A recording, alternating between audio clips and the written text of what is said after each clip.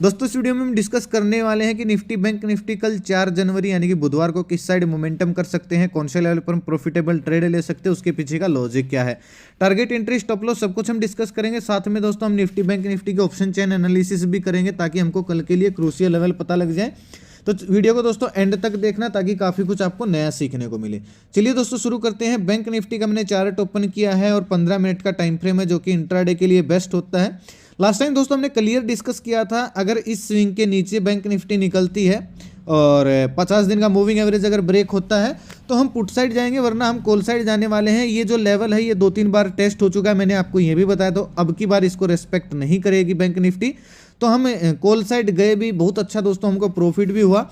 और मैंने आज सुबह के व्यू में भी दोस्तों आप सभी को क्लियरली बोला था, मैं आपको दिखाऊंगा टेलीग्राम पे कि आज हमें दोनों साइड मौके मिल सकते हैं। और नीचे अगर मार्केट आती है तो एक बुलिश कैंडल के साथ, जैसे आपको यहाँ पे भी दिख रही होगी, हम वापस से रिकवरी प्लान करेंगे। और मैंने बड़े जोर से 3-4 बार बोला था कि रिकवरी प्लान करेंगे, रिकवरी प्लान करेंगे, और मैंने किया भी बहुत बढ़िया। मुझे इस रिकवरी में भी प्रॉफिट हुआ, इससे ज़्यादा दोस्तों मुझे यहाँ पे प्रॉफिट हुआ।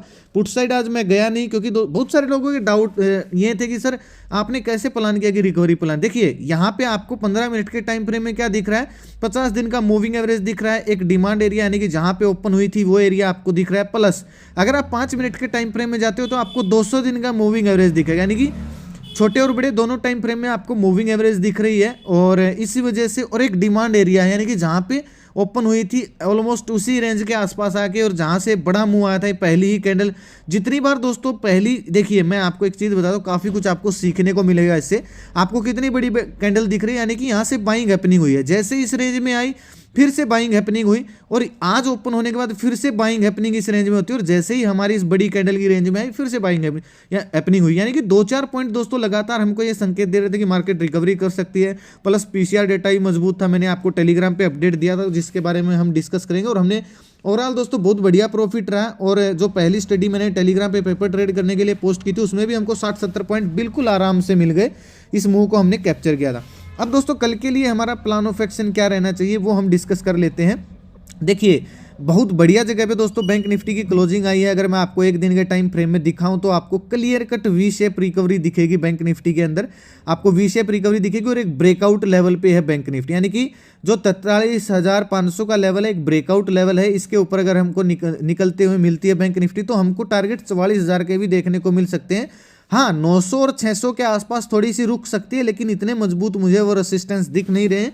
लेकिन प्रॉफिट बुक तो करना पड़ेगा भाई, क्योंकि मार्केट थोड़ी सी वोलेटाइल है। तो प्लानिंग हमारी दोस्तों कैसे रहेगी, फ्लैट ओपन होती है, क्लोजिंग आई है 43,425 के आसपास, फ्लैट ओपन हुई, फ्लैट ओपन होने के बाद 43,500 490 के अगर ऊपर निकलना शुरू करती है, हल्का सा प्राइस सेक्शन बनाती है तो 50-60 पॉइंट का स्टॉप लॉस रहेगा, 1:2 हमारा टारगेट हो जाएगा। हम कॉल साइड प्लानिंग करेंगे। देखिए दोस्तों एक चीज याद रखना, अब जो फ्रेश सेलिंग एरिया उनके बारे में मैं आपको थोड़ा सा बता देता हूं। पहला जो सेलिंग एरिया है वो है 43,613 से 620 के बीच में, ठीक है, पहला जो सेलिंग एरिया है।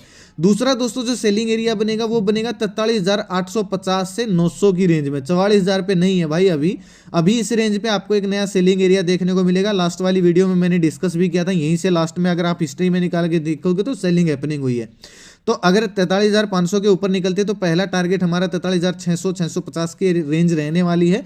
यहाँ पे हम या तो रुक सकते हैं, स्टॉप लॉस को टाइटली ट्रेल कर सकते हैं, या फिर हम क्वांटिटी अगर इसके ऊपर निकलना शुरू करते हैं तो ही हम क्वांटिटी ऐड करेंगे, और ना हम हल्का फुल्का यहाँ पे प्रॉफिट बुकिंग करना शुरू कर देंगे।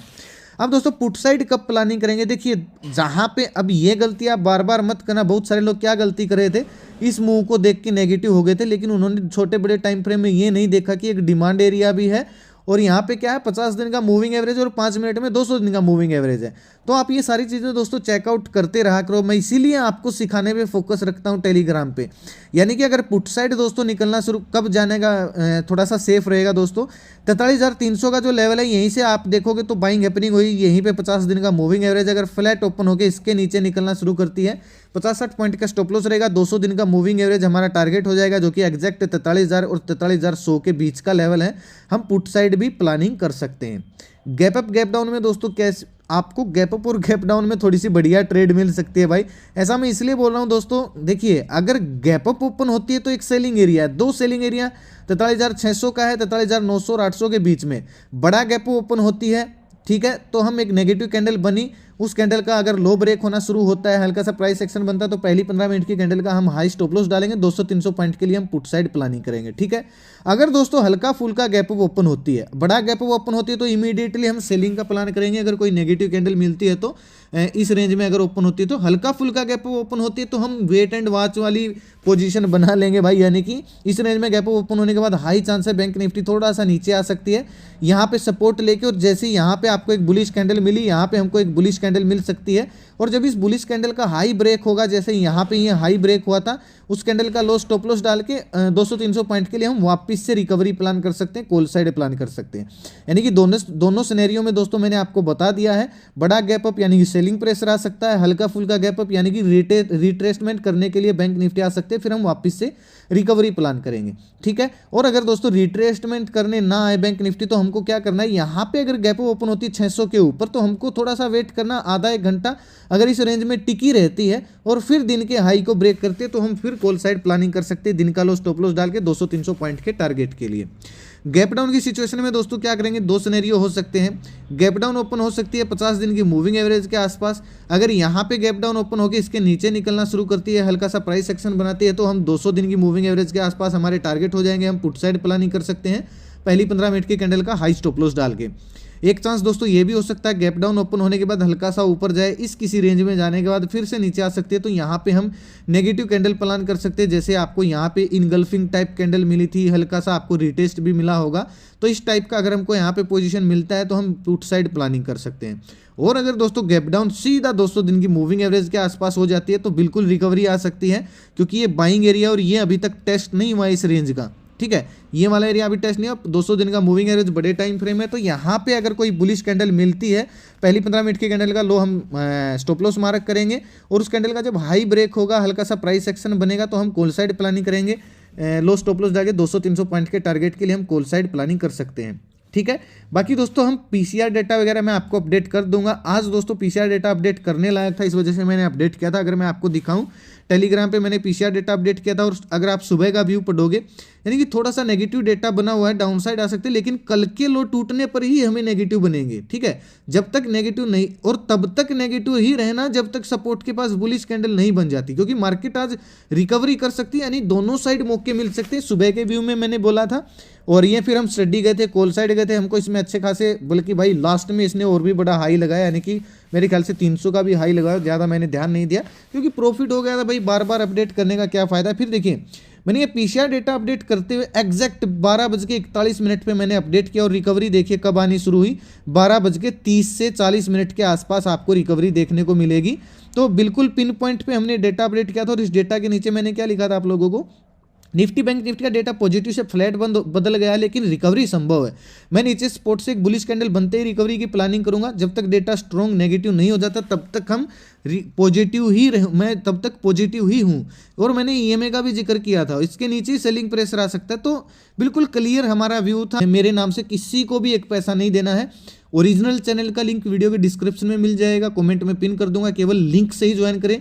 अगर नहीं करना तो करे ही मत भाई, फ्रॉड चैनल को तो ज्वाइन ही मत करना, लुटने से बचना भाई। ठीक है, और इस चैनल पर केवल सीखने के लिए आना, मैं सिखाने पे थोड़ा सा ज़्यादा फोकस रखता हूँ, ताकि आप खुद के दम पर कुछ कर सको। और सुबह का व्यू देता हूँ, सारे पीसीआर डेटा वगैरह अपडेट करता रहता हूँ, 100% फ्री चैनल, आप जाके ज्वाइन कर सकते हो, बहुत सारी चीज़ें आपको सीखने को मिलेंगी। हाँ, मार्केट थोड़ी सी खराब चल रही है, इस वजह से मैं थोड़ा सा इंडेक्स पे फोकस कर रहा हूँ। आने वाले समय में हम कैश पे और कैश में भी आपको सिखाऊंगा, स्टडी पेपर ट्रेड करने के लिए स्टडी देने की कोशिश करूँगा, ऑप्शन में भी देने की कोशिश करूँगा। थोड़ा सा एक बार रुक जाइए, मार्केट को पिक्चर क्लियर होने दीजिए, क्योंकि मैंने आपको पहले भी बोला था कि इस रेंज के अंदर एक हमको स्कैल्पिंग ही बुक ट्रेड करनी पड़ेगी। इस रेंज से ऊपर निकलती है तो हमको तो बड़े टारगेट मिल सकते हैं, इसके नीचे निकलती है तो नीचे की साइड हमको बड़े टारगेट मिल सकते हैं। तो दोस्तों रिक्वेस्ट है, हमेशा लॉजिक के साथ चलें, बिना बात कॉल टिप्स वालों को पैसे मत दे भाई। वो 10-10 हज़ार 5-5 हज़ार रुपये लेके और आपको करोड़ों के सपने दिखा जाते हैं। अरे वो खुद ही ना कमा लेंगे यार, आप खुद तो दिमाग लगाया करो, कुछ भी यार, किसी को भी पैसे दे देते हो। कॉल टिप्स के किसी का प्राइम ग्रुप ज्वाइन मत करो भाई, इतना सीखने को मिले। चलिए निफ्टी में देख लेते हैं दोस्तों, फिर हम ऑप्शन चैन का भी जिक्र करेंगे। बिल्कुल सिंपल सा हमारा निफ्टी का भी सेम टू सेम एनालिसिस रहेगा। ब्रेकआउट आता है, देखिए अगर इसके ऊपर आप निकलते हो 18,240 के ऊपर निकलती है, फ्लैट ओपन होती है और इसके ऊपर निकल के हल्का सा प्राइस एक्शन बनाती है, तो हमको 18,300 तक तो टारगेट मिल जाएंगे, लेकिन बहुत छोटा टारगेट होगा, हमको बुक करना पड़ेगा, क्योंकि यहाँ से फिर सेलिंग हैपनिंग हो सकती है। ऑप्शन चेन में आपको पता लगेगा मैं ऐसा क्यों बोल रहा हूँ। अगर इसके ऊपर निकलना शुरू करती है, गैप ओपन हो गए, तो हम फिर 400 तक के टारगेट प्लान कर सकते हैं, बड़ा मूव मिल सकता है। लेकिन एक बार तो यहाँ पे रुक सकती है निफ्टी और यहाँ से हो सकता है वापस भी आ जाए, तो इस चीज़ का आप ध्यान रखिएगा। पुट साइड दोस्तों कब जाना है, सिंपल सी बात है भाई, पुट साइड जाना है दोस्तों असल में तो भाई 200 दिन का मूविंग एवरेज जब ब्रेक हो जाएगा ना तभी जाना है। लेकिन थोड़ा सा जो रिस्की ट्रेडर हैं वो क्या कर सकते हैं, फ्लैट ओपन हुई 18,200 के नीचे अगर निकलना शुरू करती है, 50 दिन का मूविंग एवरेज ब्रेक होता है, तो 18,150 100 के टारगेट के लिए आप पुट साइड भी प्लानिंग कर सकते हो। निफ्टी दोस्तों नीचे की साइड थोड़ी सी फंसी हुई है, ट्रेड कब मिल सकता है, गैप डाउन ओपन होने के बाद इन दोनों मूविंग एवरेज को काट दे नीचे की साइड, गैप डाउन ओपन होने के बाद, और फिर दूसरी कैंडल, पहली 15 मिनट की कैंडल कोई नेगेटिव बन जाए और फिर दूसरी कैंडल उसका लो ब्रेक कर दे, यानी कि दिन का लो ब्रेक कर दे और 200 दिन का मूविंग एवरेज भी ब्रेक कर दे, तब हमको एक अच्छी अपॉर्चुनिटी दोस्तों पुट साइड देखने को मिल सकती है। यानी कि फिर हमको 18,080 के टारगेट देखने को मिल सकते हैं पुट साइड। पहली 15 मिनट की कैंडल का हम हाई स्टॉप लॉस डालेंगे, 100 पॉइंट के टारगेट के लिए पुट साइड प्लानिंग कर सकते हैं। ठीक है, अब दोस्तों गैप डाउन ओपन अगर 200 दिन की मूविंग एवरेज के आसपास ओपन होकर अगर पहली ही कैंडल कोई बुलिश बन जाती है, फिर हम रिकवरी भी प्लान कर सकते हैं। मान ली पहली कैंडल बुलिश बनी, 29 वाली हम स्ट्रेटेजी अप्लाई करेंगे, जैसे उस कैंडल का हाई ब्रेक होता है उस कैंडल का लो स्टॉप लॉस डालेंगे और 1:2 हमारा टारगेट हो जाएगा, हम कॉल साइड प्लानिंग कर सकते हैं। और अगर हल्की फुल्की गैप अप ओपन होती है 300 की रेंज में, मान लो इस रेंज में हल्की फुल्की गैप अप ओपन होती है, तो यहाँ से फिर वापस आ सकती है और यहाँ से फिर सपोर्ट लेके एक बुलिश कैंडल अगर बनती है तो फिर हम रिकवरी प्लान करेंगे। ठीक है, जो बुलिश कैंडल होगी उसके लो हम स्टॉप लॉस मार्क करेंगे 15 मिनट की कैंडल का, और उस कैंडल का हाई ब्रेक होती है 100 या 150 पॉइंट के टारगेट के लिए हम कॉल साइड प्लानिंग कर सकते हैं। अगर दोस्तों बड़ा गैप ओपन हो जाती है मान लो 350-400 की रेंज में, तो बिल्कुल नेगेटिव मार्केट कैंडल बनते ही हम दिन का लो ब्रेक होते ही पुट साइड प्लानिंग कर सकते हैं, उस कैंडल का हाई स्टॉप लॉस डाल के 100-200 पॉइंट के टारगेट के लिए हम पुट साइड प्लानिंग कर सकते हैं। यानी कि सेलिंग प्रेशर आ सकता है, क्योंकि पॉजिटिव ट्रेंड में अगर गैप ओपन होकर नेगेटिव चलना शुरू कर दे तो दोस्तों फिर प्रॉफिट बुकिंग आ जाती है। जो लोग यहाँ पे होल्ड किए, यहाँ पे होल्ड किए, यहाँ पे होल्ड किए, वो प्रॉफिट बुक कर देते हैं डर के मारे, और फिर मार्केट में थोड़ा सा डाउनफॉल आ जाता है। हाँ, लेकिन अगर गैप अप ओपन होती है तो हमको फिर दोनों साइड भी मौके मिल सकते हैं, यानी कि यहाँ तक इस मूव को भी आप कैप्चर कर सकते हो, इस मूव को भी, यानी कि रिकवरी को भी फिर आप कैप्चर कर सकते हो, ये फिर एक सपोर्ट का काम करेगा। अगर दोस्तों मैं ऑप्शन चेन दिखाऊं आपको निफ्टी बैंक निफ्टी की दिखा देता हूँ, इसमें आपको समझ में आएगा। देखिए 18,200 है, बाइंग एरिया है, बिल्कुल बाइंग एरिया है, लेकिन 18,200 के नीचे निकलती है तो फिर आपको अगला बाइंग एरिया मिलेगा 18,100 का, और फिर पूरा 18,000 का। ये कल भी था, क्योंकि ज़्यादा मोमेंटम निफ्टी ने दिया नहीं, गैप डाउन ओपन होकर रिकवरी ही की है बस। ठीक है, तो 18,200 में बुलिश कैंडल मिली, रिकवरी प्लान करेंगे। इसके नीचे निकलती है तो 18,100 के टारगेट के लिए हम पुट साइड प्लानिंग कर सकते हैं। अब दोस्तों ऊपर की रेंज में अगर आप देखोगे तो देखिए 18,300 की जो रेंज है ये एक इंपॉर्टेंट पॉइंट रहने वाला एक सेलिंग एरिया है। अगर यहाँ पे हमको कोई नेगेटिव कैंडल मिल जाती है, यहाँ तक आप प्रॉफिट बुक कर लेते हो, गैप अप ओपन हो जाती है सीधा 18,300 की रेंज में, और नेगेटिव कैंडल मिलते तो 18,200 तक के हमको 100 पॉइंट की डाउनफॉल देखने को मिल सकता है। और दूसरा टारगेट अगर इसके ऊपर 18,300 के ऊपर निकलते हैं तो फिर 18,400 के टारगेट देखने को मिल सकते हैं, क्योंकि बीच में इतनी ज़्यादा कॉल और पुट राइटिंग है नहीं है। ठीक है, 18,400 पे गैप ओपन हो जाती है तो फिर सेलिंग प्रेशर आ सकता है। तो सारी पॉइंट को आपको दोस्तों समझ के चलना पड़ेगा, किस पॉइंट पे किसका। ये देखिए आपको जो स्टॉप लॉस ट्रेल वाली वीडियो है ना, उसमें समझ में आएगा। वो वीडियो भाई जरूर देखना, मिस मत कर देना। इतनी चीज़ें मिस कर दोगे अगर वो वीडियो मिस कर दी, भले ही थोड़ी सी लंबी है लेकिन बहुत इतनी चीज़ें सीखने को मिलेंगे भाई, आपने सोची भी नहीं होगी। ठीक है, मतलब वही बात है भाई, थारा भाई जोगिंदर इतनी चीज़ें सिखा देगा। चलिए बैंक निफ्टी का देख लेते हैं भाई। बैंक निफ्टी में 43,500 का लेवल इंपॉर्टेंट रेसिस्टेंस है, जो कि मैंने चार्ट में भी डिस्कस किया था। इसके ऊपर निकलती है तो फिर हमको 18,000 पहला थोड़ा सा रुक सकती है 18,600 पे, क्योंकि वहाँ पे सेलिंग एरिया है चार्ट में। फिर हमको सीधे 43,900 सॉरी माफ़ कीजिए भाई, मैं निफ्टी का गा गया, 43,500 के ऊपर एक बाइंग हैपनिंग हो सकती है, और इसके ऊपर निकलते तो फिर ये लोग ट्रैप हो जाएंगे, और फिर 44,000 के 43,800-900 के हमको टारगेट देखने को मिल सकते हैं। यहाँ पे अगर 43,500 पे कोई नेगेटिव कैंडल मिलती है तो फिर वापस आ सकती है 43,300 को फिर रिटेस्ट, या फिर 43,000 के लेवल को रिटेस्ट कर सकती है बैंक निफ्टी।